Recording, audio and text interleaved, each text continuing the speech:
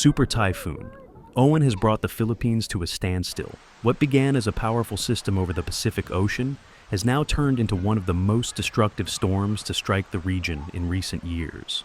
The storm made landfall along the northeastern coastline, unleashing violent winds and torrential rain that have left widespread devastation across multiple provinces.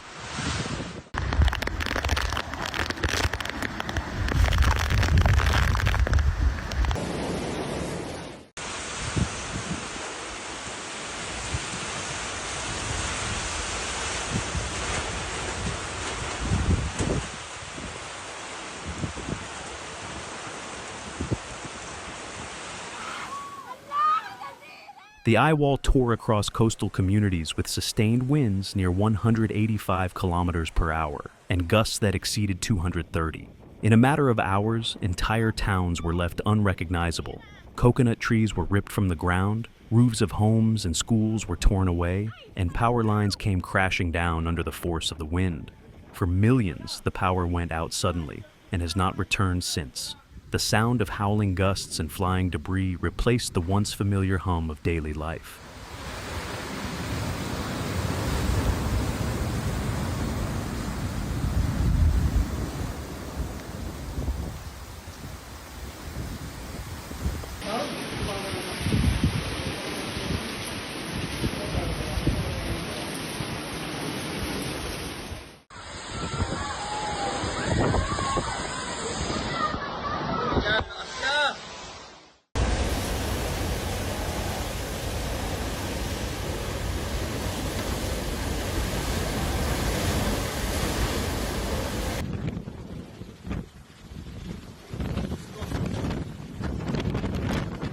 Officials describe the impact as catastrophic. Transmission towers have bent under the pressure, plunging entire regions into darkness. Emergency crews are working in near-impossible conditions. Roads are blocked by fallen trees, power poles, and overturned vehicles. Many areas remain cut off entirely, with rescue teams unable to reach trapped families in flooded homes or stranded residents on rooftops. In the hardest-hit coastal zones, communication has collapsed, leaving local authorities struggling to maintain contact with their teams.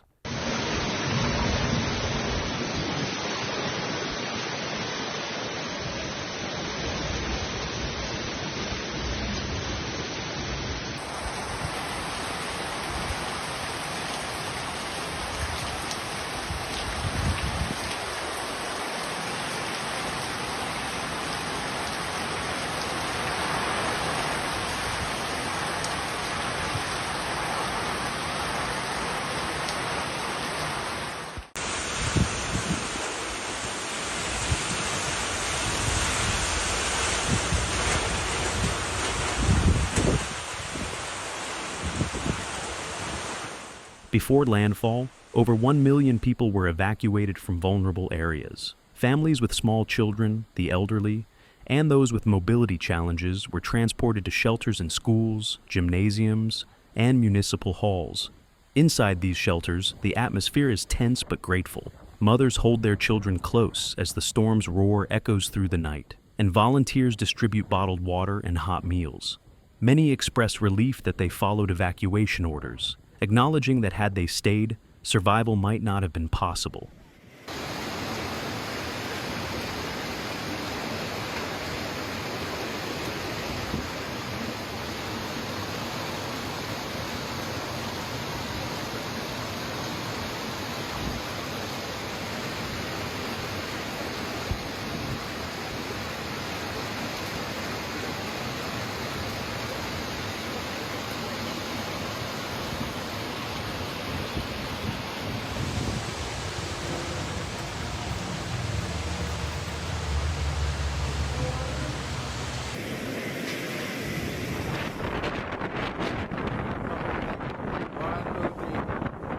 Meteorologists warn that the rain is far from over.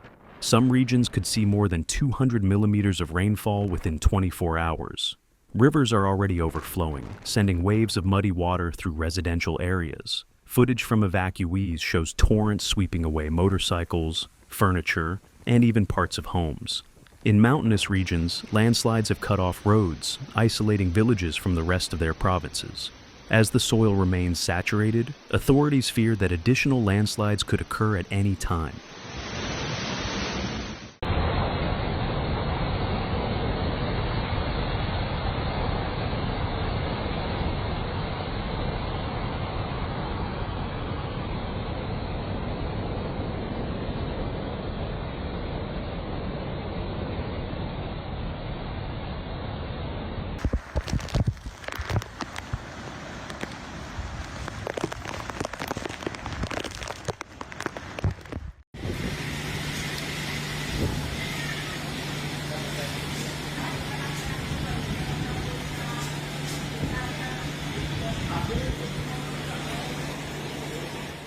The agricultural damage is staggering. Rice fields ready for harvest are now buried underwater, and crops that once promised income and food security have been destroyed in a single night.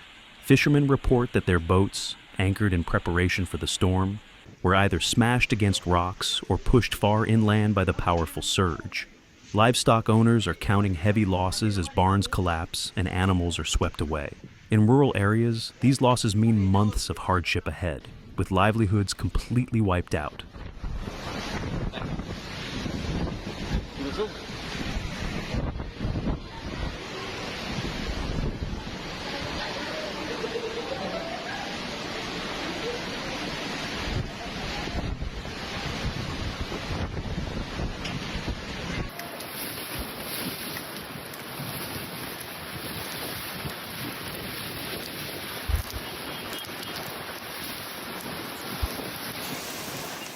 Coastal communities are reporting terrifying storm surge events. Eyewitnesses describe walls of water as tall as houses crashing through seawalls and flooding entire neighborhoods.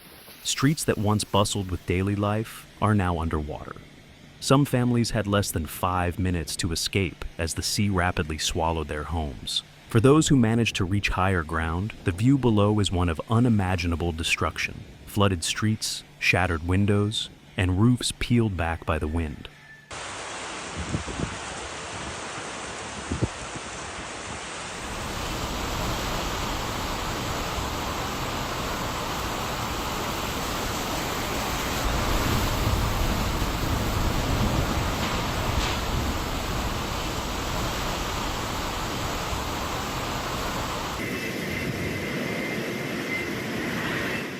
All domestic flights and ferry services have been suspended, stranding thousands of travelers in terminals across the country. Major highways are impassable, and cargo shipments have been delayed indefinitely. This has created a nationwide logistical paralysis, complicating relief operations and slowing access to food, fuel, and medical supplies. Authorities warn that the danger persists even after the eye of the storm has passed. Flash floods and secondary landslides remain a real threat as rain continues to fall. Officials are urging residents not to return home until engineers and safety teams have completed structural assessments.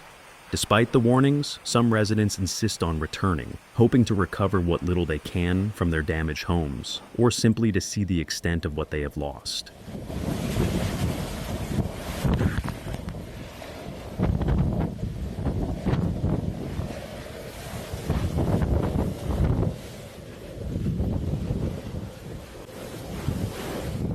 Emotional strain is visible everywhere. Families huddle together in shelters, processing the shock of losing everything they worked for. Volunteers and rescuers provide not only physical aid, but also emotional comfort, listening to stories of fear, loss, and resilience.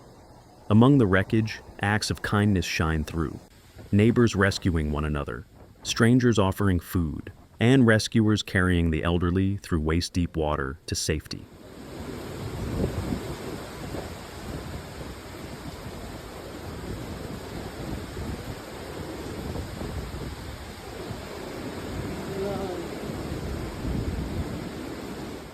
As dawn approaches, the rain continues to pour, but the human spirit endures. Relief teams are working tirelessly to deliver food, clean water, and medicine. The health workers are on alert to prevent outbreaks of waterborne illnesses. While the path to recovery will be long, the people of the Philippines remain resilient, determined to rebuild their homes, their towns, and their sense of hope. Super Typhoon Owen continues its northward journey, bringing heavy rains to new areas as it weakens over land. For millions, the storm's legacy will not only be measured in destruction, but also in courage. The courage to endure, to help, and to rise again after the storm.